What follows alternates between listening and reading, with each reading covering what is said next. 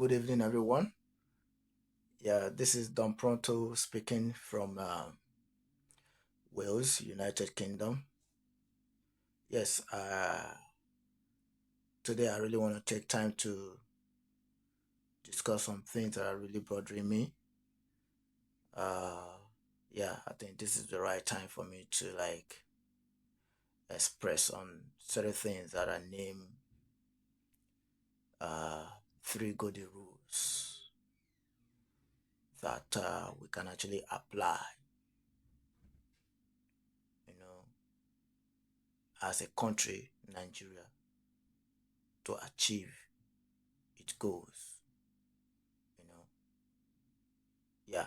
So but before I kick the ball rolling on these three golden rules, um, I really want to speak on things, you know, that revolve around these three golden rules. Yeah. Personally, I don't like the way my country is going down, Nigeria. It is a country that is blessed by God. It is a country that is blessed with so many mineral resources, crude oil,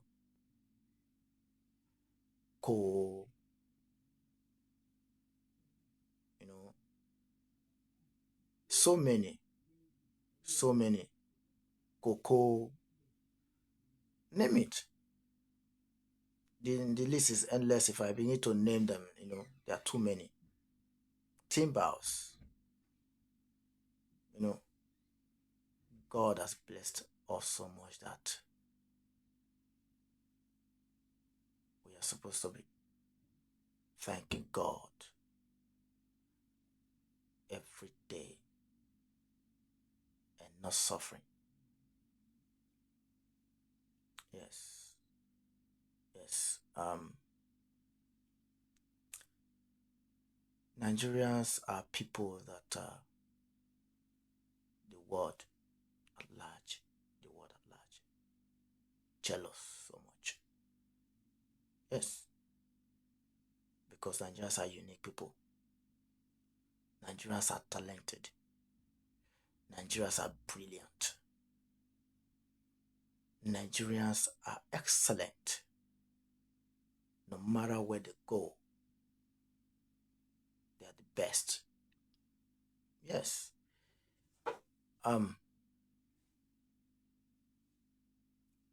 I'm speaking on this because it's really bothering me that my country, a great nation like Nigeria, is crumbling. Is each day is crumbling, and it really need to you know give us a concern. Yes. Now,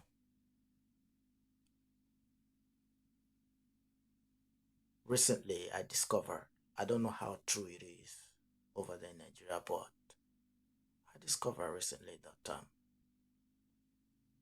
they want to increase fuel, the price of fuel to 1,200 per liter. This is out of it. A country that is blessed with crude oil. No, no. We are not supposed to be uh, suffering from, as a common Nigerian. We as Nigerians, we are not supposed to be suffering from buying of fuel.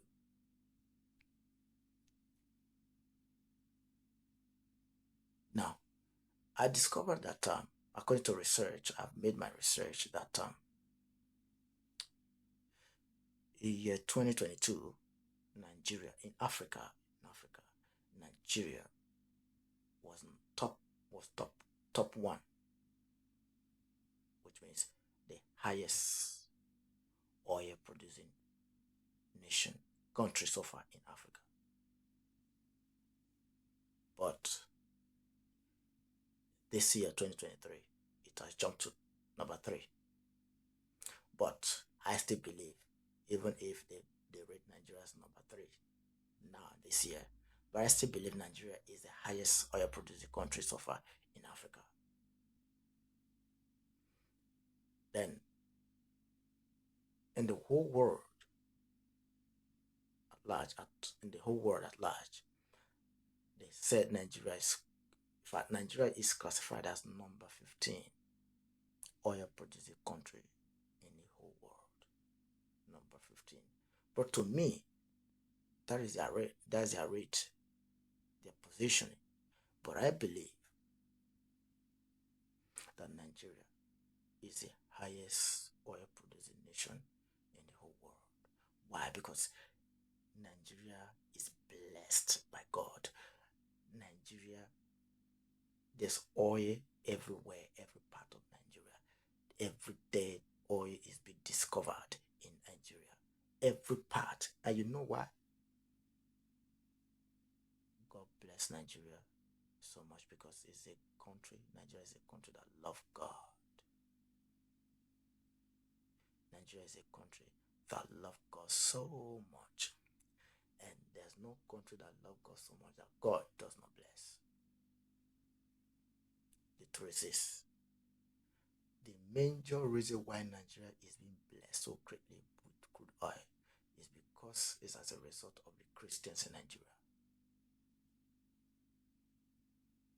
These same Christians in Nigeria that God is using to bless Nigeria because we love God as Nigerians, these same people are the ones suffering from this crude oil. They can't even buy it. They can't afford it. This is very, very unfair. We Nigerians were not supposed to be buying fuel more than 15 naira per liter, 55 naira per liter, and it can never shake the economy. Why is it that the leaders have decided to ignore all the mineral resources and cleave to olive crude oil? And this crude oil, the people that God has blessed this crude oil with are suffering from it. You can't even see it to buy. It's very expensive to buy, and yet it's not in supply. It's not in circulation. People are suffering. No light in the country. This is bad. No light in the country. Fuel is so high. Common man cannot afford buying of fuel. This is bad.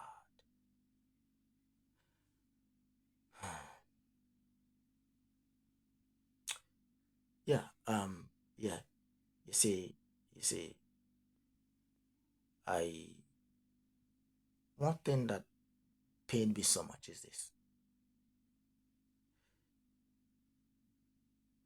The first time I traveled to Benin Republic here, I discovered that they don't take light there.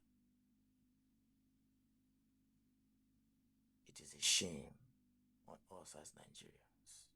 It's a shame on us as a country, Nigeria, that is supposed to be the giant of Africa, but now Nigeria is crumbling. In fact, Nigeria has crumbled. We can never say we are now giant of Africa. No way.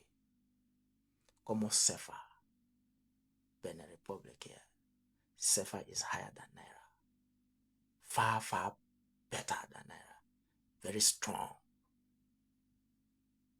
Look at Ghana. See, this is stronger than Naira. there's light everywhere in Ghana. Look at, I took my time to walk down on the street of Benin Republic, but not over here. Oh my God. It's a peaceful country. In the night I walk around, you can never see criminals bugging people's store. No. Light everywhere, stores, light shining, glasses everywhere. It's just like Europe, where everybody is less concerned about people's properties because things are put in place. Yes, but in Nigeria, so no way. If you build your store, you want to open your store, you have your business, you must lock it and lock it and lock it and protections or protectors upon, and yet it will still be broken.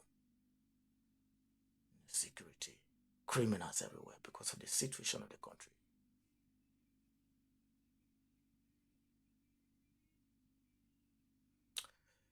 It's very, very disheartening. It's disheartening. Yeah, it's disheartening. This is bad. The country is going down. Look at the rate at which things are getting high every day. Things are getting high every day. Bag of rice now is almost 100,000. Everything's getting so much expensive as salaries are not increased. And I've come to realize that why is this going on? And I've discovered that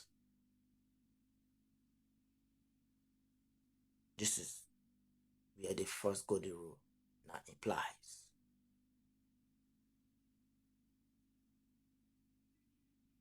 The first golden rules, I'm naming the 3 golden rules.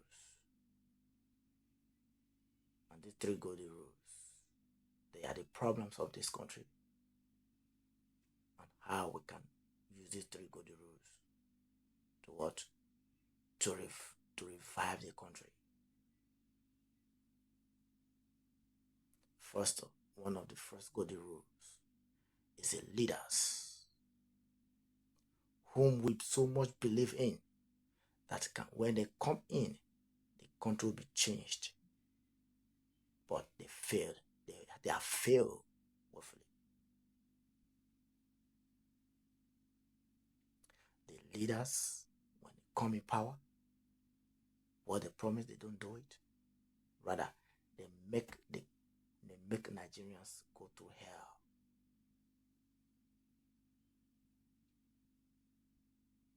I am not happy.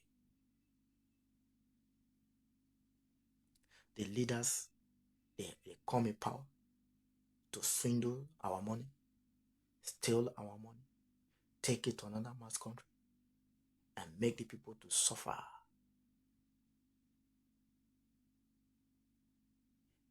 Making things so high for a common man not to be able to afford a plate of food. Salaries are not increased. Things are getting higher every day, very expensive every day. Salaries are not increased. Salary remains the same. How do you expect a military man that's working as salary remains the same to feed his family? The police officers, the civil servant. And because the government are so heartless, the rate of criminality has increased. In fact, the government are the highest scammers.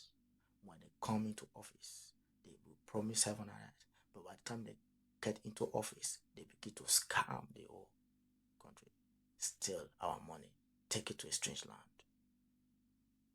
That is foolishness upon this in the sight of our leaders.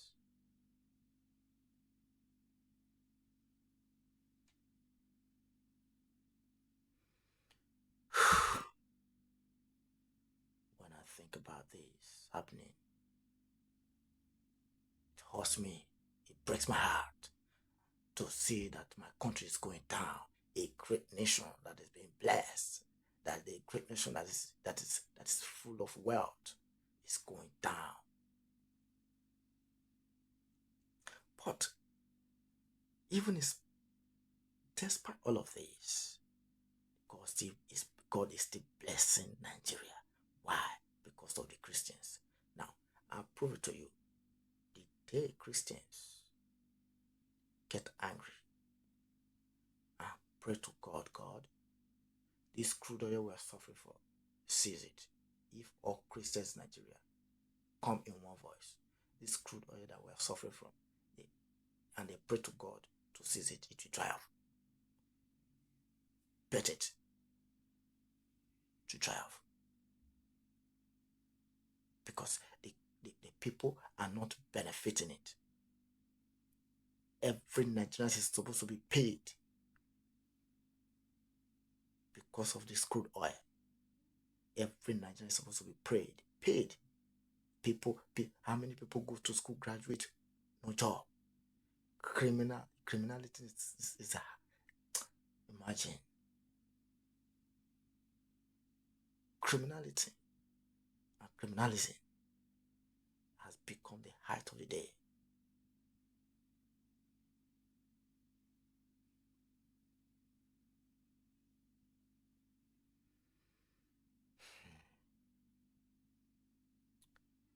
So, it's high time. The leaders of our country need to buckle up, and if they refuse to buckle up, seriously, then we need to take another dimension. The leaders has failed us, and they have rendered Nigeria. They have rendered Nigeria into a state of poverty. Even when we are blessed, even when we have all it takes for the country to be a great nation. In fact, the rest of the world, they jealous Nigeria because they don't have what we have.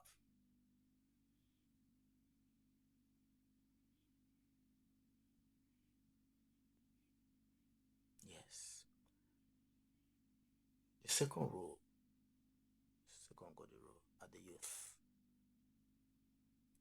The youth, these are people that are blessed. God has given them so many talents. But because the government have failed them, they have become nuisance. They have become criminal. They have become criminals. And until the youth come to their senses and say, no, enough is enough, we can't continue to suffer, and come out in one voice before this country can be changed. But our youth are very lazy. And this reminds me of what Buhari said, that Nigerian youths are very lazy. You see, the reason why Buhari made this statement, many Nigerians tomorrow do not understand the meaning of what Buhari meant by Nigerian youths are very lazy. I always let people know, even before I came and traveled back to Europe. Even before I came all the way from Nigeria back to Europe. I always let people know, anywhere I sit, I always let people know, my friends around in Nigeria, South, Lagos, I always let them know that the reason why this man made that statement is because most people have not understand the meaning of that word, that the Nigerians are lazy. Now, what does Buhari means by that word? The man meant that Nigerian youth does not know how to fight for their right. That is why the man made that statement, that Nigerian youth are lazy. We are truly lazy. We are truly lazy. Some people feel, oh, Nigeria, Buhari, why would Buhari say Nigerian youth are lazy? Nigerian youth are never lazy. They are very hardworking. No, that's not what that man means. That's not what that man meant. Even the Buhari knew, the leaders, our leaders knew that when the youth of that country, they are very, very vibrant and very, very strong. There's nowhere, even you go poorest country in the whole world, a Nigerian man must survive. A Nigerian man will come out of that place and become a very wealthy man. Yes. But Buhari meant what Buhari meant by that word. Buhari meant to say that Nigerians does not know how to fight for their right. Nigerians doesn't know what to do to be able to get their right. Until Nigerians come out in one voice and say no is no to that president, no is no to that Senate president, no is no to that local government chairman that is, that has come to steal our wealth, and remove him from office and make this change. That is when Nigerian youth have woken up from that slumber. But right now, Nigerian youth are still sleeping. Nigerian youth don't know how to fight for their right. Because if they do, how will Nigerians come out to say, oh, they want to protest? And then during protest, they will destroy what they have suffered, what they have labored for, that the government could not provide for them. They will come out to be breaking it, to be stealing, to be destroying. And at the end, who lose? Who lose? So the youth are so foolish to the extent that they don't know how to really fight for what they want.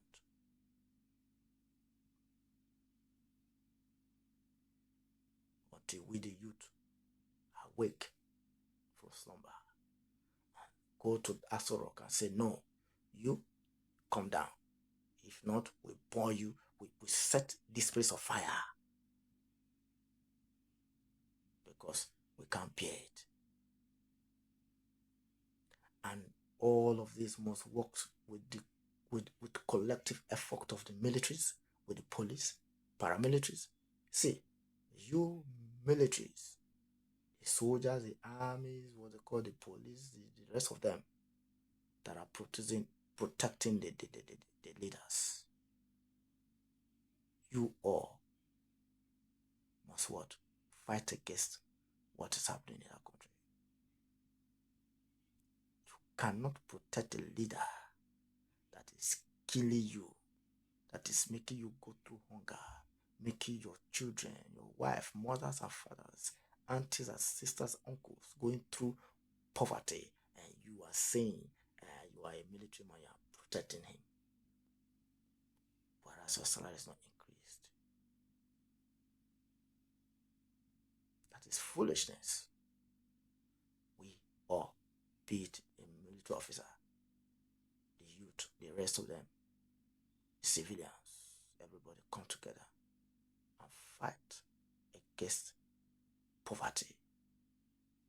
Fight against the bad leaders. Until the youth wake up, until everybody wake up and say the protest is a peaceful one, and it's just for the leaders and not destroying what we have suffered for. That is when the youth have come to their senses. Yes. No wonder.